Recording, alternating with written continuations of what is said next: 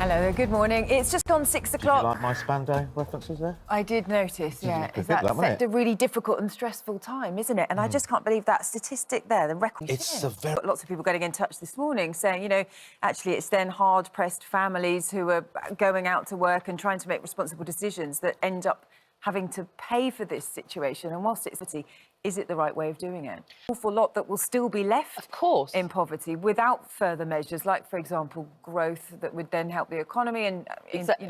everybody. So this earnings and then what people would have, what support they would have otherwise, isn't there? Because there's a think tank that claims working families would need an income of £71,000 annually to receive the same income as jobless households with 3 children. So potentially making this situation worse, because this is a family who's on a lower income, who's then thinking, well, hold on a second, actually, if we give up work and we accept all these benefits, then we're going to be in a better financial position than if we're going out and trying to work. I quote you the tone for what's going to happen for the rest of the programme. Yeah. Prepare yourselves. Good morning to you. Our main news this morning is that the government's announced a new child poverty strategy. It says we'll give all children a good start in life.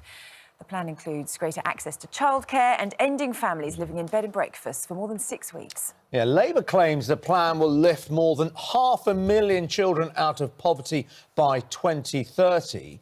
But with a record 4.5 million kids in the UK living below the poverty line, campaigners have criticised the strategy, saying it lacks ambition. Richard... View, isn't it, actually, that sometimes that divide can be even more obvious, can't it? And it can make it harder because, you know, there are those people who merrily go out doing their Christmas shopping without a thought about getting all the presents on the list. But, you know, for other families up and down the country, it's high.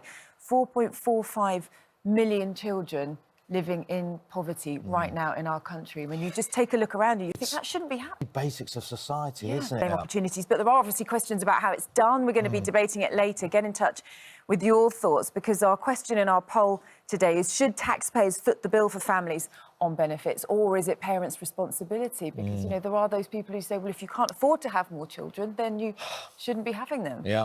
OK, we'll be discussing that later with former Conservative Special Advisor Salma Shah and former Labour Minister Caroline Flint. But first, here's Sean with the rest of the day. She's going to be dancing. She's going to be doing some of that amazing Highland dance. How lovely. Sean, thanks. Should we find out what the weather's doing today?